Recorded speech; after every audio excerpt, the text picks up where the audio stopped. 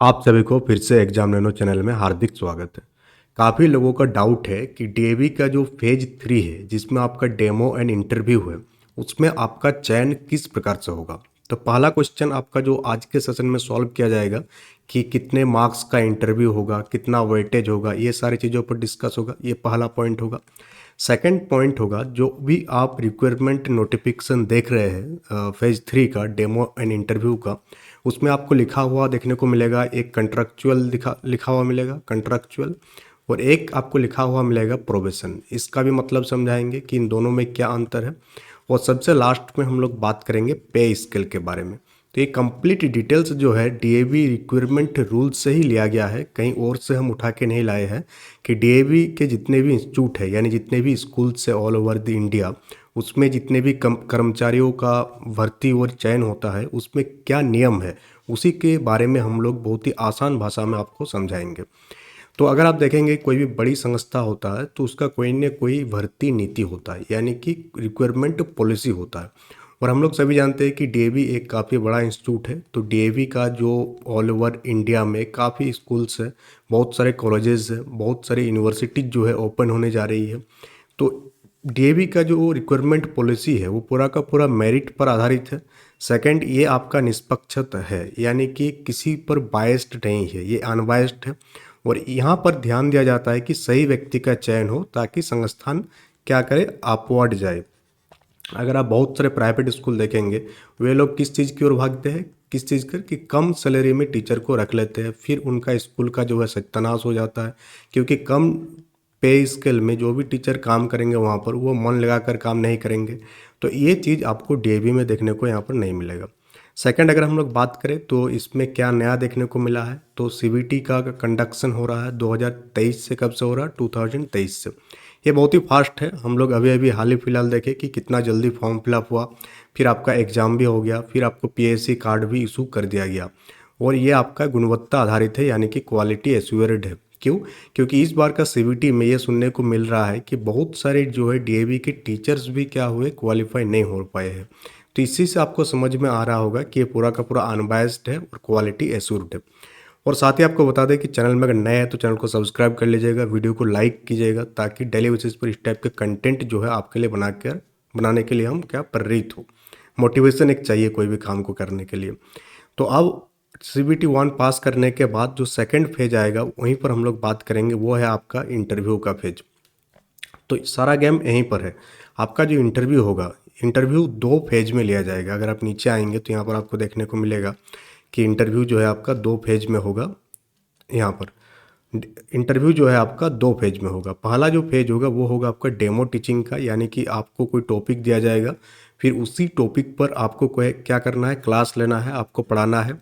फिर demo teaching में अगर आप क्वालिफाई होते हैं, यहाँ पर भी क्वालिफाइंग मार्क्स है जिसके बारे में हम लोग डिस्कस करेंगे कि कितना मार्क्स में आप डेमो टीचिंग में क्वालिफाई करेंगे।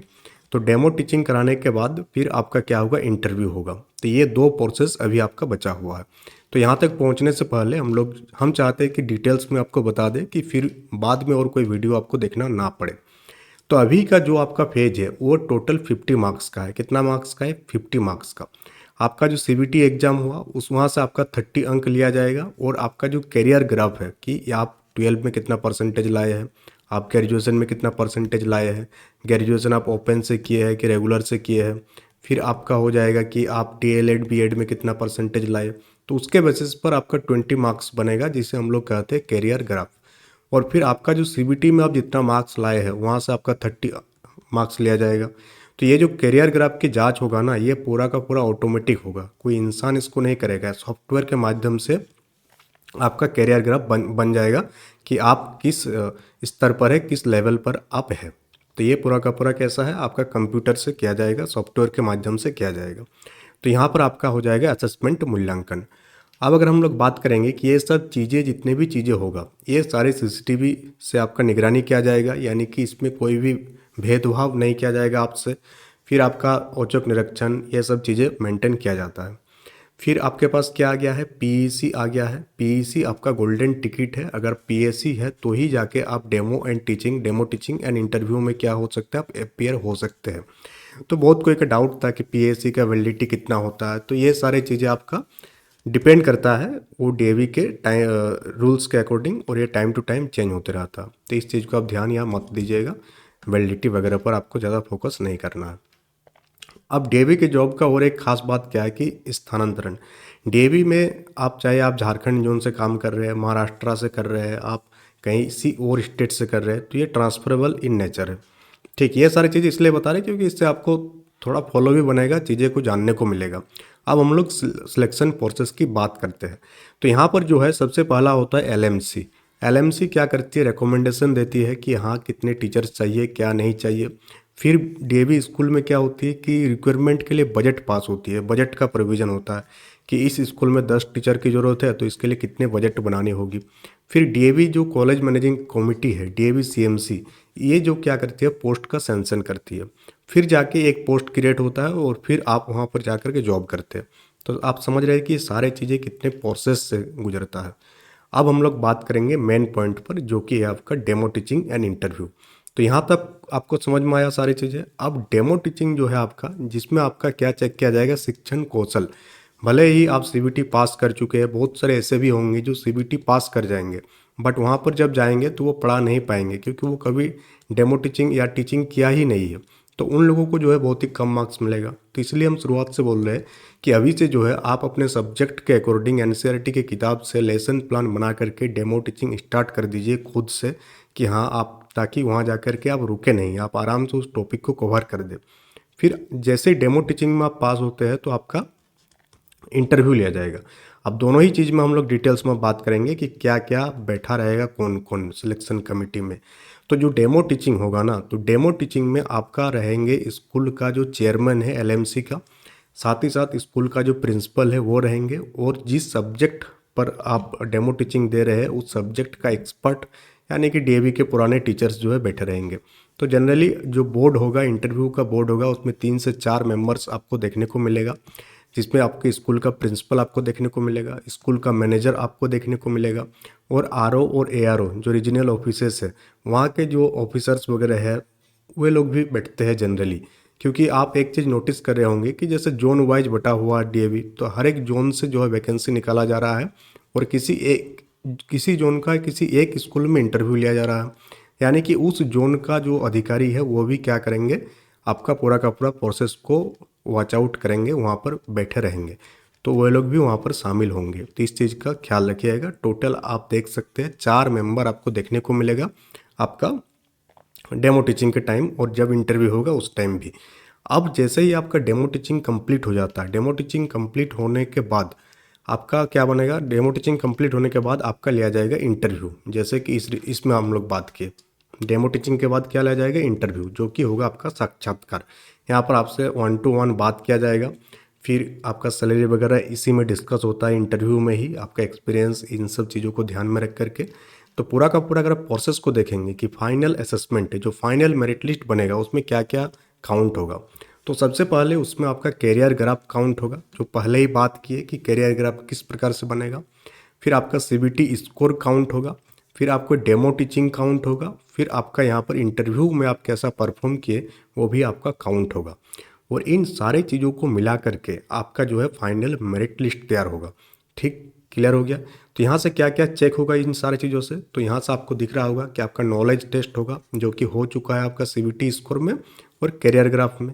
फिर आपका जो स्किल है, ये स्किल चेक किया जाएगा आपका जनरली डेमो टीचिंग में, और इंटरव्यू के टाइम में आपका जो भी अनुभव है, जो अभिक्षमता है, आपके अंदर की जो क्वालिटीज़ है, वे सारी चीज़ें आपका चेक किया जाएगा यहाँ पर। और फिर आपको दिया जाएगा प्रोविजनल ज्वाइनिंग। तो डीएवी सीएमसी के अंतिम मंजूरी तक जो है आपका जितना भी चीज़ें हैं ये सब प्रोविजनल रहेगा, और फिर जो है यहाँ पर सारी चीज़ें आपका आगे बढ़ जाएगा। अब हम लोग बात करेंगे इस चीज़ पर कि डीएवी में जो अपॉइंटमेंट होता है, जो नियुक्ति होता है, वो कितने प्रकार का होता है। तो डीएवी में जनरली आपको 3 प्रकार की नियुक्तियाँ देखने को मिलेगा। पहला आपका रेगुलर, सेकंड आपका कंट्रैक्चुअल, और थर्ड आपका टेम्प्रोरी या एडहॉक। तो जो टेम्प्रोरी और एडहॉक वाला होता है ना, वो होता है 89 डेज़ के लिए। कितने दिन के लिए आपको हायर किया जाएगा, 89 डेज़ के लिए गेस्ट फैकल्टी के तौर पर। इसके बाद ये कंटिन्यू करेंगे कि नहीं करेंगे ये उनके विवेकाधीन है। जनरली इसमें जो है आपका कंटिन्यू नहीं कराया जाता है, क्योंकि गेस्ट फैकल्टी के तौर पर हायर किया जाता है। फिर एक होता है आपका कंट्रेक्चुअल। कंट्रेक्चुअल में क्या हो गया कि मैक्सिमम आपको 3 साल के लिए वे लोग हायर कर सकते हैं, और उसके बाद वो कंटिन्यू करेंगे कि नहीं करेंगे ये उन लोगों को पर डिपेंडेबल है। बट ये कंट्रेक्चुअल वाला स्टार्ट हो जाता है 1 साल से। पहला आपको 1 साल के लिए हायर किया जाएगा, फिर उनको लगा कि हाँ आपका परफॉर्मेंस बढ़िया है, सारी चीज़ें ठीक है, तो फिर और 1 साल के लिए आपका कंट्रैक्शन जो है कॉन्ट्रैक्ट बढ़ा दिया जाएगा, फिर 1 साल तक। तो ऐसा वे लोग कितना बार कर सकते हैं? 3 वर्ष तक ही कर सकता है।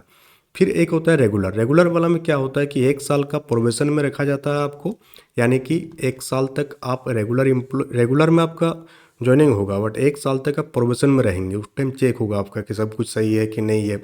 ऐसा तो नहीं है कि अभी आप बोल दिए है बाद में ये सारी चीज़ आप कर नहीं पा रहे हैं, बहुत सारी चीज़ें। जैसे ही 1 साल कंप्लीट हो जाएगा तो फिर आपको यहाँ पर रेगुलर पे स्केल देखने को मिलता है।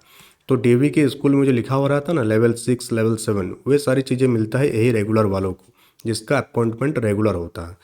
कंट्रेक्चुअल वालों को वैसा नहीं मिलता है। कंट्रेक्चुअल वालों को जो है कंसोलिडेटेड सैलरी दिया जाता है। पहले ही जो इंटरव्यू होता है उसमें बात कर लिया जाता है कि हाँ आपको इतना सैलरी दिया जाएगा, ये सारी चीज़ें के बारे में डिस्कस होता है। तो कॉन्ट्रेक्चुअल वाला में जो सैलरी मिलता है वो कंसोलिडेटेड होता है। क्या होता है?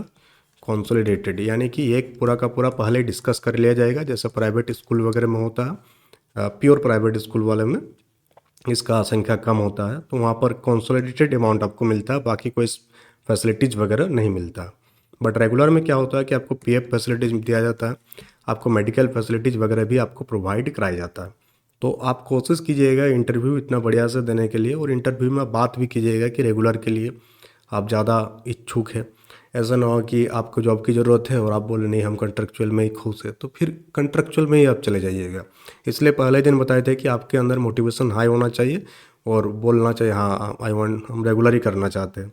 फिर जो होगा देखा जाएगा, लेना होगा लेगा, नहीं लेना होगा नहीं लेना होगा। ठीक है। अब यहाँ पर पे एंड अलाउंस के बारे में बात करें तो अलाउंसेस जो है नियमित कर्मचारियों के समान दिया जाता है, बैंक टू बैंक ट्रांसफ़र होता है। तो ये सारी चीज़ें जो है काफ़ी अच्छे हैं। तो जो प्रोबेशन का पीरियड होता है वो कितना साल के लिए होता है यहाँ पर आप समझ जाएंगे। जैसे यहाँ पर आप स्टार्ट किए, क्या किए? आप स्टार्ट किए, पहला साल कंप्लीट हुआ, आपको 1 साल का एक्सटेंशन मिला ऑप्शनल, फिर आपको क्या कन्फर्म कर दिया गया, तो इसके थ्रू भी आप रेगुलर में जा सकते हैं। ठीक, क्लियर हो गया। अगर आप असंतोषजनक सेवा हुआ, आपका सर्विस बढ़िया नहीं हुआ, तो 1 महीना का नोटिस देकर आपको जो है समाप्त कर दिया जाता। तो ये सारी चीज़ें आप जानते हैं कि कौन कौन सी पोस्ट होती है। तो नॉन टीचिंग में आपका लाइब्रेरियन का पोस्ट है, लैब असिस्टेंट का है, क्लर्क का है, नर्सेस का है, सुपरवाइजर हेड करके भी एक पोस्ट होता है। तो इन सारी चीज़ों को आप ध्यान में रखते हुए, जैसे बहुत लोगों को डाउट था कि क्या करना चाहिए क्या नहीं करना चाहिए, तो ये वीडियो आप लोगों को बना दिए हैं। अब आपका काम है कि आप किस प्रकार से तैयारी करेंगे, और रेगुलर बेसिस पर नोटिफिकेशन के बारे में भी हम बात कर रहे हैं। अभी आज और एक नोटिफिकेशन के बारे में हम लोग बात करेंगे जो कि झारखंड जोन से आया हुआ है, तो उसको भी देखते रहिएगा। और चैनल में अगर नए हैं तो चैनल को सब्सक्राइब कर लीजिएगा, वीडियो को लाइक कीजिएगा, सो दैट इस टाइप के कंटेंट बनाने के लिए मोटिवेशन मिलते रहे और आपके पास इंफॉर्मेशन पहुँचते रहे। तो that's all for today, thank you for attending the session.